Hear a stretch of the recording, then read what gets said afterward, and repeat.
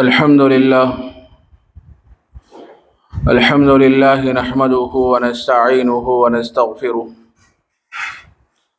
ونؤمن به ونتوكل عليه ونعوذ بالله من شرور أنفسنا ومن سيئات أعمالنا من يهده الله فلا مضل له ومن يضلله فلا هادي له ونشهد أن لا إله إلا الله وحده لا شريك له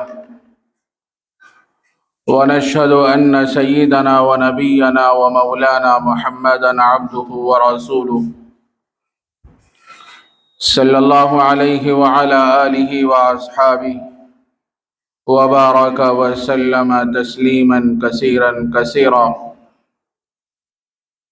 أما بعد فأعوذ بالله من الشيطان الرجيم. بسم الله الرحمن الرحيم. وأما من خاف مقام ربه ونهى النفس عن الهوى فإن الجنة هي المأوى. صدق الله العظيم. معزز حاضرین کرام،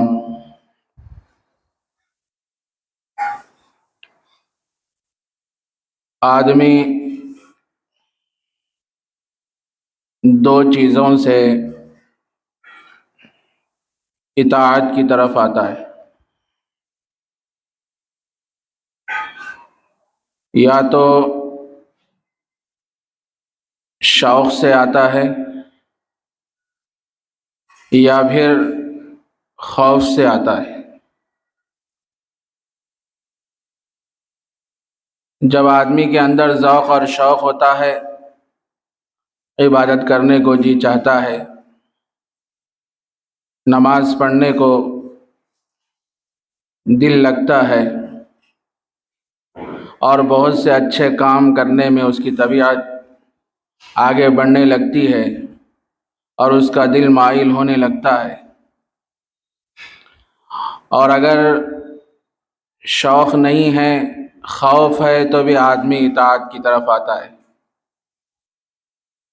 وہ سوچتا ہے کہ میرا ایک خالق اور مالک ہے، میرا ایک پالنہار ہے جس نے ساری کائنات کو وجود بخشا ہے. اسی رب نے انسانوں کو دنیا میں بھیجا ہے اور انسانوں کو کچھ احکام کا ذمہ دار بنایا ہے، مکلف بنایا ہے.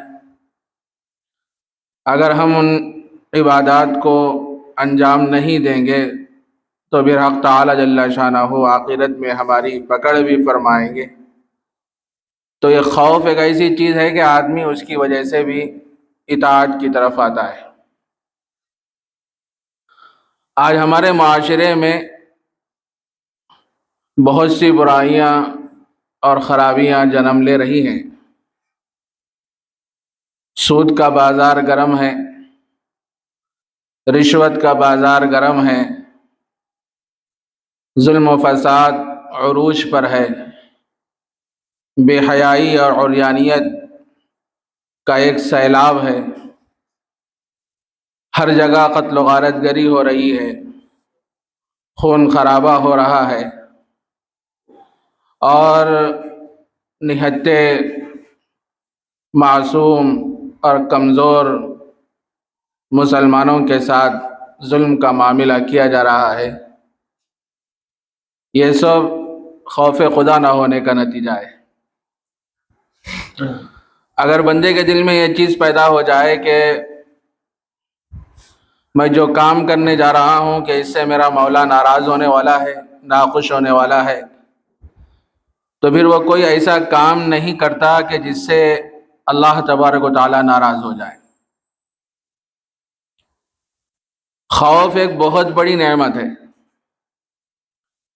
جب آدمی اپنے لیے اور اپنے رشتہ داروں کے لیے دعا کرے تو وہاں یہ بھی دعا کرے، اے اللہ مجھے آپ کا خوف عطا فرمائیے.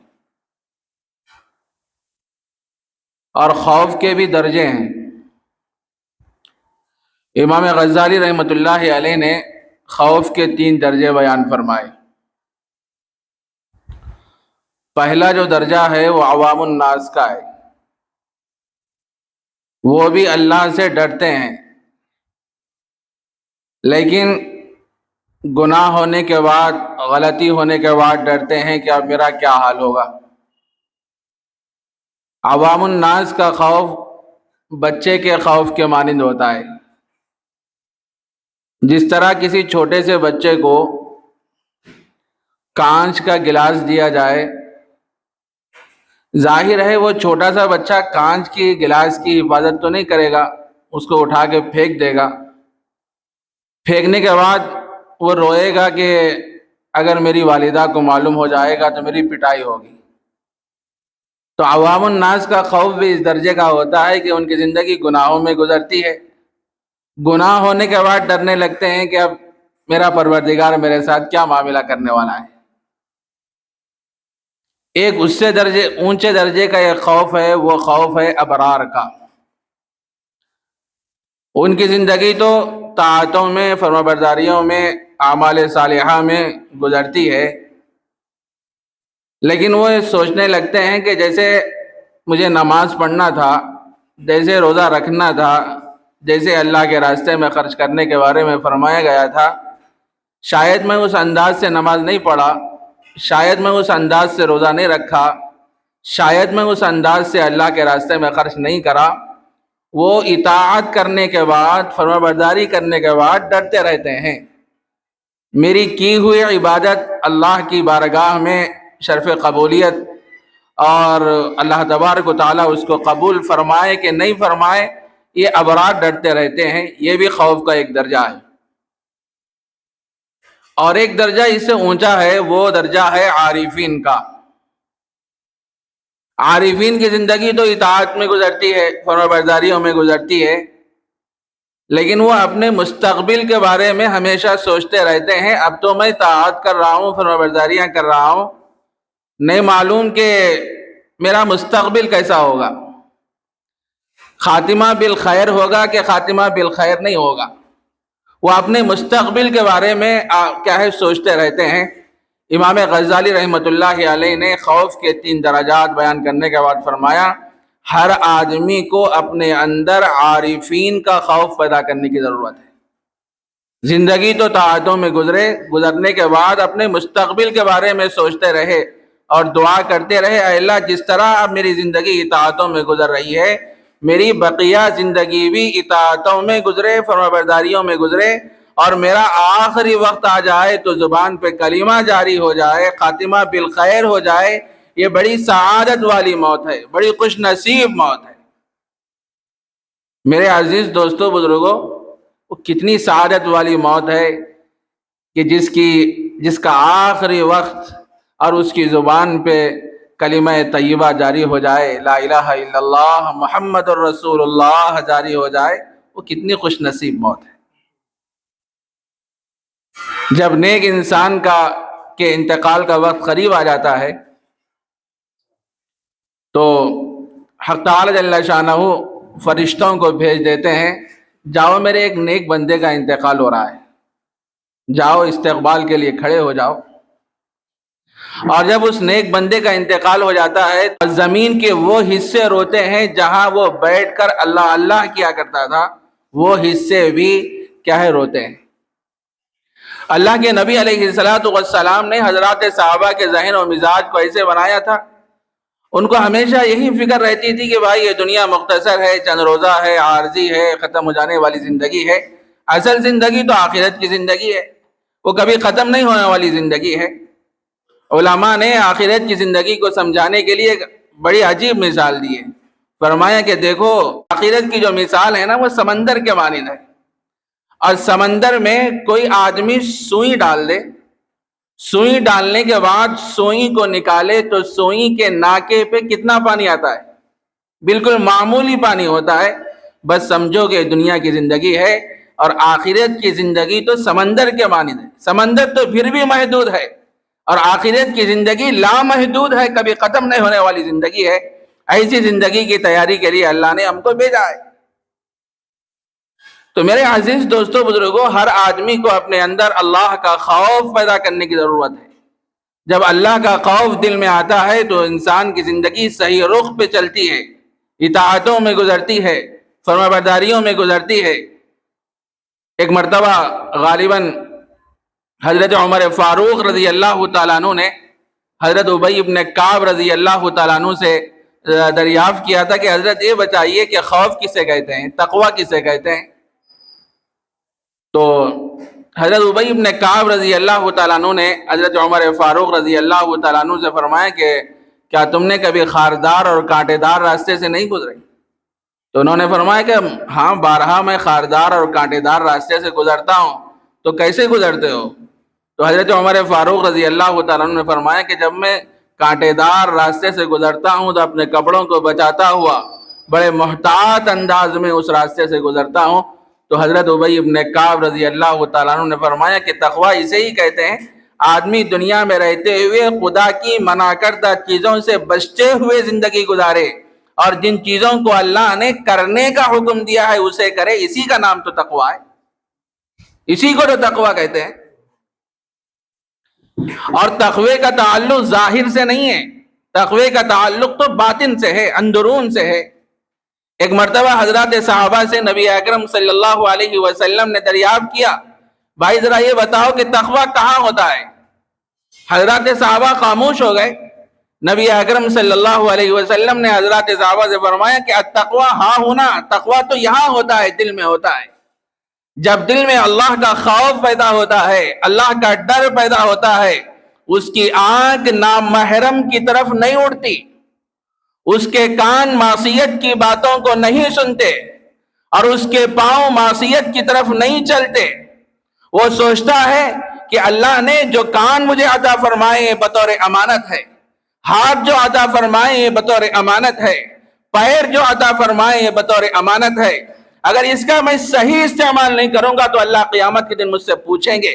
یہ چیزیں ہماری نہیں ہیں، کوئی چیز ہماری نہیں ہے میرے بھائی، سر سے لے کر پیر تک جتنے اعضاء ہیں یہ سب بطور امانت اللہ نے ہمارے پاس رکھے ہیں۔ اگر ان چیزوں کا غلط استعمال ہوگا تو اللہ قیامت کے دن ہم سے پوچھیں گے۔ غالباً وہ شعر ہے نا حضرت کا، میرا مجھ میں کچھ نہیں ہے جو کچھ ہے سو تیرا، میرا مجھ میں کچھ نہیں ہے جو کچھ ہے سو تیرا، تیرا تجھ کو دینے میں کیا جاتا ہے میرا۔ ہمارا کوئی ہے؟ کوئی چیز ہماری؟ کچھ بھی نہیں ہماری، پھر ان کی چیز ان کو دینے میں ہمارے لیے کیا مشکل ہے؟ تو میرے عزیز دوستو بزرگوں، جب دل میں اللہ کا ڈر اور اللہ کا خوف پیدا ہو جاتا ہے تو آدمی کی زندگی صحیح رخ پہ، صحیح سمت پہ چلتی ہے۔ آج مجھے کہنے دیجیے کہ آج ہمارا حال ایسا ہے، بالخصوص نوجوان حضرات کا کتنی شکایتیں موصول ہو رہی ہیں۔ ہمارے نوجوان بچوں کو کیا کرنا چاہیے اور ہمارے نوجوان بچے کیا کر رہے ہیں؟ سڑکوں پر کھڑے ہوئے رہتے ہیں، 12 بجے رات تک چوراستوں پہ کھڑے ہوئے ہیں، سگریٹ نوشی ہو رہی ہے اور ہنگامہ ہو رہا ہے، اور اتنی زور زور سے آوازیں کر رہے ہیں۔ آزو بازو میں رہنے والے کتنے بیمار حضرات ہوتے ہیں اور کتنے وہ تکلیف میں ہوتے ہیں، اور شور شرابہ ہوتا ہے، ان کو نیند نہیں آتی۔ اور کتنے بچے ایسے ہوتے ہیں جو صبح کے وقت دیکھیے چوراستوں پہ کھڑے ہوئے ہوتے ہیں، عورتوں کو اس راستے سے گزرنا ان کے لیے مشکل ہوتا ہے۔ ہم لوگ کیا کر رہے ہیں میرے بھائی؟ اللہ نے ہمیں کیا اسی لیے پیدا فرمایا؟ اپنی قیمتی زندگی کو اور قیمتی جوانی کو کیسی چیزوں میں ہم لوگ ضائع کر رہے ہیں۔ یہ جوانی کا جو حصہ ہوتا ہے بڑا قیمتی حصہ ہوتا ہے، جو کچھ کرنا ہے جوانی میں کر لینا، بڑھاپا آ جائے گا تو ساری چیزیں ٹھنڈی ہو جائیں گے، آدمی مجبوراً اس کو مسجد آنا ہی پڑے گا، آخرت کی فکر اس کو ستانے لگتی ہے، ہاتھ میں تسبیح آ جاتی ہے، اب مجبور ہو کے وہ مسجد کو آنا ہی پڑتا ہے، ساری چیزیں ٹھنڈی ہو جاتی ہیں۔ ارے جوانی کے زمانے میں آدمی کی ہر چیز جوان رہتی ہے، نفس بھڑکاتا ہے، ارے ابھی کیوں نماز پڑھوں، بعد میں نماز پڑھ لوں گا، ابھی کیوں اللہ کے راستے میں خرچ کروں، بعد میں خرچ کر لوں گا۔ لیکن ایسے وقت آدمی اپنے نفس کی خلاف ورزی کرتے ہوئے اپنے نفس کے خلاف عمل کرتا ہے، مسجد کو آتا ہے، روزوں کا اہتمام کرتا ہے، اچھے اعمال کرتا ہے، اللہ تبارک و تعالیٰ ایسے بندے کو پسند فرماتے ہیں۔ تو میرے عزیز دوستو بزرگوں، اللہ رب العزت سے خوف مانگنے کی ضرورت ہے. مانگتے رہے نا اللہ سے، اے اللہ مجھے آپ کا خوف عطا فرمائی. اللہ کے نبی علیہ الصلاۃ والسلام نے حضرات صحابہ کے ذہن کو، مزاج کو ایسے بنایا تھا، ان کے دل میں آخرت کا خوف اس درجے تھا ان واقعات کو سنایا جاتا ہے تو جسم پر رونگٹے کھڑے ہو جاتے ہیں. حضرت ابوبکر صدیق رضی اللہ تعالیٰ عنہ کے بارے میں آتا ہے، جب ان پر خوف کا عالم طاری ہوتا تو فرمایا کرتے تھے کہ کاش کہ میں گھاس کا ایک تنکا ہوتا، میری ماں نے مجھے جنا ہی نہ ہوتا، میں حساب اور کتاب سے محفوظ ہو جاتا. خوف کا یہ عالم. حضرت عمر فاروق رضی اللہ تعالیٰ عنہ کے بارے میں آتا ہے، ایک مرتبہ وہ امور خلافت میں مصروف ہیں، گرما کا زمانہ ہے، شدت سے پیاس محسوس ہو رہی ہے. حضرت عمر فاروق رضی اللہ تعالیٰ عنہ نے خادم سے فرمایا کہ دیکھو ایک گلاس پانی پلا دو. خادم گیا اور جا کے پانی لانے کے بجائے ٹھنڈا سا شربت آپ کی خدمت میں پیش کر دیا. حضرت عمر فاروق رضی اللہ تعالیٰ عنہ اس گلاس کو لے کے اپنے منہ کے قریب لے گئے پینے کے ارادے سے. ایک دم آنکھوں میں آنسو آ گئے. خادم نے دریافت کیا کہ حضرت آپ نے پانی مانگا تھا، میں نے پانی کے بجائے ٹھنڈا سا شربت آپ کی خدمت میں پیش کر دیا اور آپ کی آنکھوں میں آنسو آ گئے. اس موقع پر حضرت عمر فاروق رضی اللہ تعالیٰ عنہ نے فرمایا خادم سے، اے خادم سن لے، جب وہ گلاس میرے منہ کے قریب آیا تو مجھے آخرت کا منظر یاد آ گیا، مجھ پر ایک خوف طاری ہو گیا.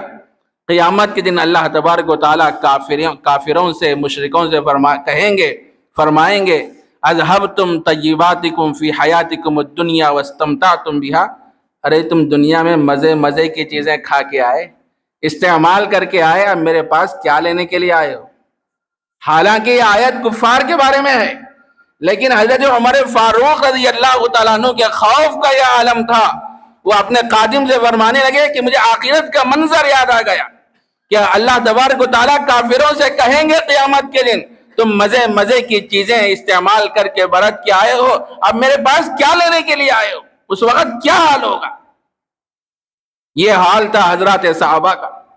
خود اللہ کے نبی علیہ السلام کے بارے میں آتا ہے خوف کا یہ عالم، جن کے صدقے میں اللہ نے اس کائنات کو وجود بخشا ہے، اس نبی کا یہ حال ہے کہ اللہ کے نبی اللہ کے خوف سے اس قدر رویا کرتے تھے جس طرح چھوٹے سے بچے کو پیٹ میں درد ہوتا ہے، وہ چھوٹا سا بچہ پیٹ کے درد کی وجہ سے بلبلاتا ہے، اللہ کے نبی بھی خوف کی وجہ سے اس قدر رویا کرتے تھے.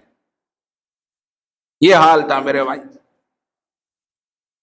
جب آدمی کے اندر اللہ کا خوف پیدا ہو جائے گا تو آدمی ہر گناہ سے بچ جائے گا، اطاعت والی زندگی کو اختیار کرے گا اور کوئی ایسا کام نہیں کرے گا جو اللہ اور اللہ کے رسول کو ناراض کرنے والا ہوتا ہے. خوف ایک ایسی چیز ہے آدمی کو کیا ہے، نافرمانی سے روکتی ہے، ہر گناہ سے روکتی ہے. جب خوف نہیں رہے گا تو پھر آدمی ہر گناہ کرنا اس کے لیے آسان ہو جائے گا. سننے میں آ رہا ہے میرے بھائی کیا حال ہے آج ہماری امت کا. ہم لوگ تھوڑے پیسوں میں بک جا رہے ہیں. الیکشن کا زمانہ قریب آ گیا، 2-3 دن باقی رہ گئے ہیں، بس وہ پارٹی والا یہ اعلان کر دیا اور چپکے سے بلا رہا، ایک کو 5-5 ہزار، 10-10 ہزار، 15-15 ہزار روپے دے رہا. اور کچھ اللہ کے بندے ایسے بھی ہیں خاموشی سے جا رہے ہیں اور لے کے آ رہے ہیں. یاد رکھو یہ حرام ہے، حرام، رشوت ہے، رشوت. جس طرح کتے کا گوشت کھانا حرام ہے، سور کا، خنزیر کا گوشت کھانا حرام ہے، اسی طرح کسی امیدوار سے پیسے لے کے ووٹ ڈالنا بھی حرام ہے. کیا ہوگا آج ہماری امت کو؟ ارے وہ آپ کو کہیں کو دے رہا بھائی پیسے؟ 5 سال میں کبھی آپ کو پیسے نہیں دیا. الیکشن آ گیا تو پیسوں کی بارش کر رہا ہے اور لوگوں سے کہہ رہا ہے کہ میری پارٹی کی تائید کرو، مجھے جتاؤ. یہ کیا ہے؟ یہ رشوت ہے. پیسے دے کے آپ کو خرید رہا ہے، آپ کو خرید رہا ہے.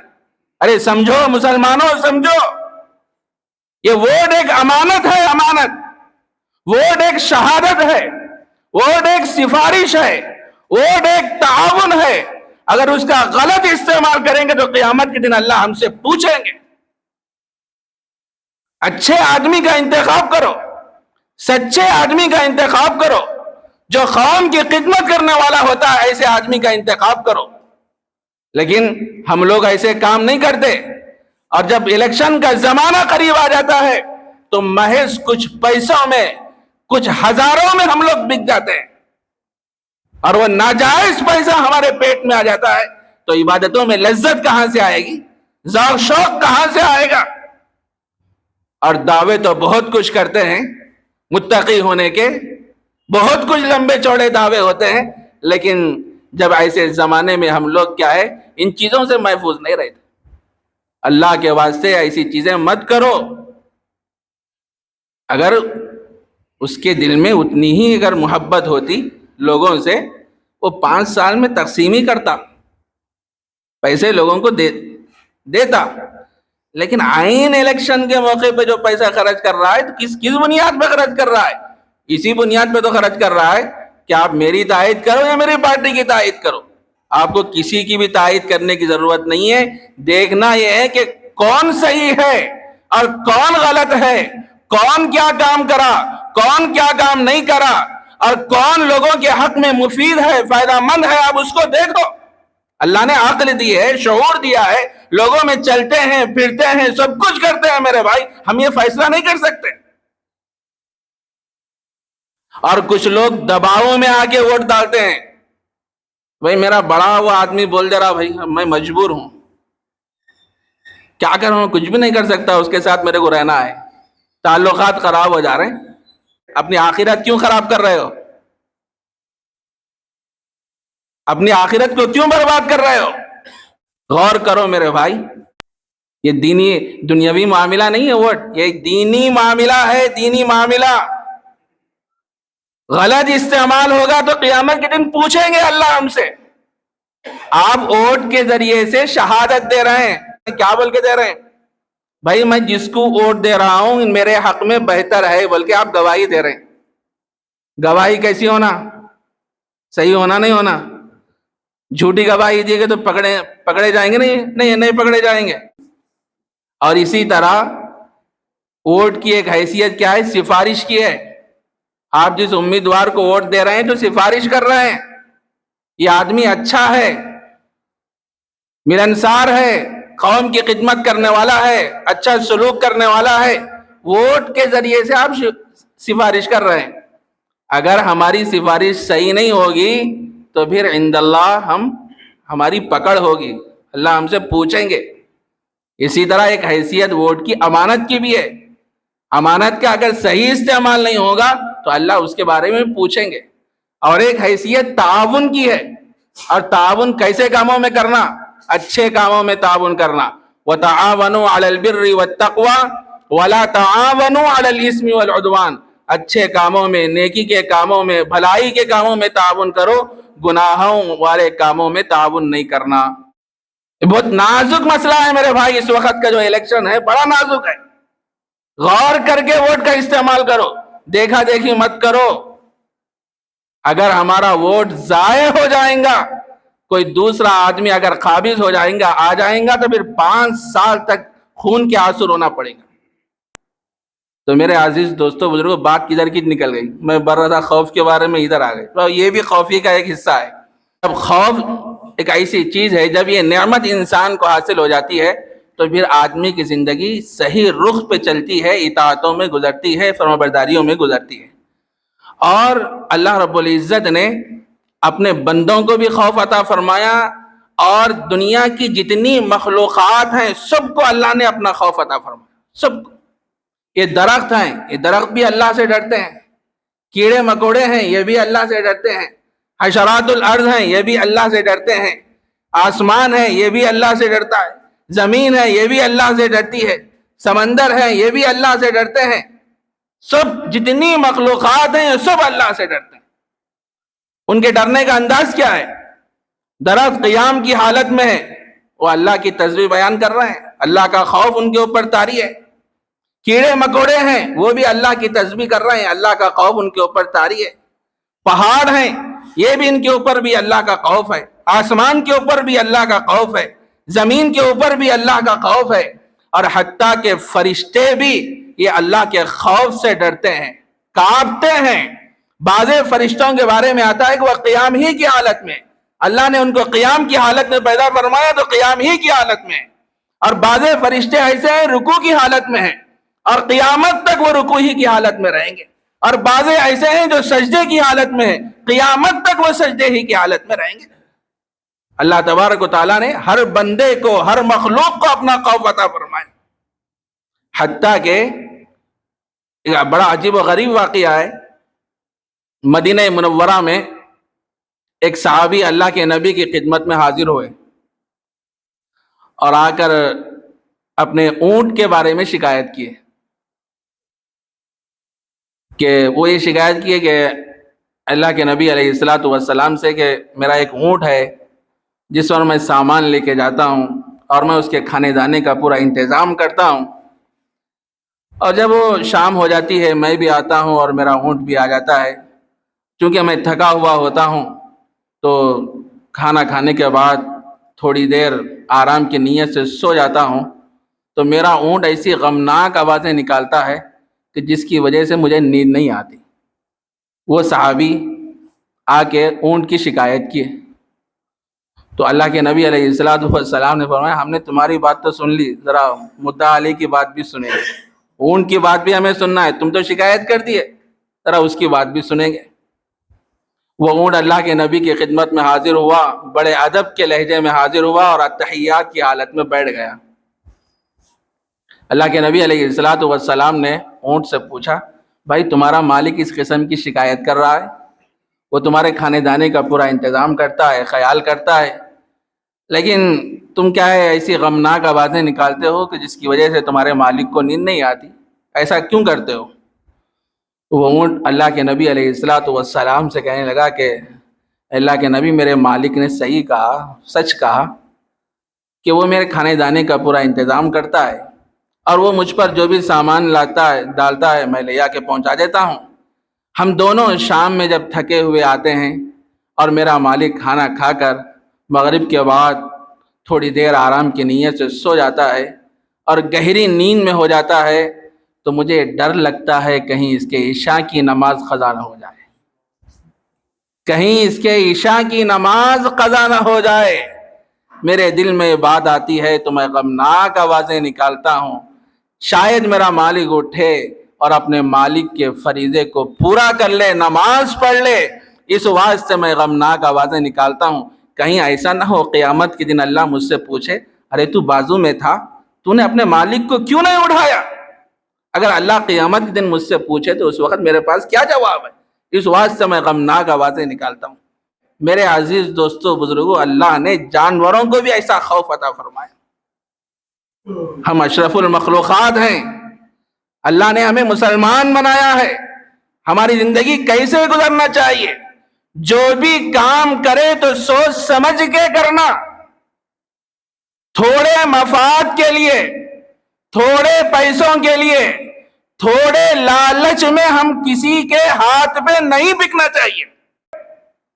5 سال میں ایک مرتبہ الیکشن آ رہے ہیں، اللہ کا بندہ نماز پڑھنے والا، روزہ رکھنے والا، زکوٰۃ دینے والا، صف اول میں نماز پڑھنے والا، لوگوں کو امر بالمعروف اور نہی عن المنکر کی دعوت دینے والا، اور ہمیشہ گلیوں میں چوراستوں میں لوگوں کے بارے میں سوچتا ہے کہ یہ لوگ نماز کو آ جائیں اور اچھے اچھے کام کرنے لگ جائے، اس بندے کے دل میں یہ خواہش ہوتی ہے۔ لیکن ایسے حضرات تھوڑے پیسوں میں کیا ہے الیکشن کے موقع پہ بک جا رہے ہیں۔ اللہ ہماری حفاظت فرمائے۔ ارے بھائی اگر اس کو اتنی ہی محبت ہوتی، اس کسی پارٹی والے سے بولو بھائی، کسی پارٹی والا اعلان کرتا میں تیرے کو دے رہا ہوں بھائی الیکشن کے موقع پہ، تو میرے دال نکو دال میں تیرے کو دے رہا ہوں، کوئی دیتا ایسا؟ ہم ووٹ کا صحیح استعمال کریں، اچھے آدمی کا انتخاب کریں، یہ ہم سب کے حق میں مفید ثابت ہوگا۔ اللہ مجھے بھی عمل کی توفیق عطا فرمائے اور آپ حضرات کو بھی۔ جی وآخر دعوانا الحمدللہ۔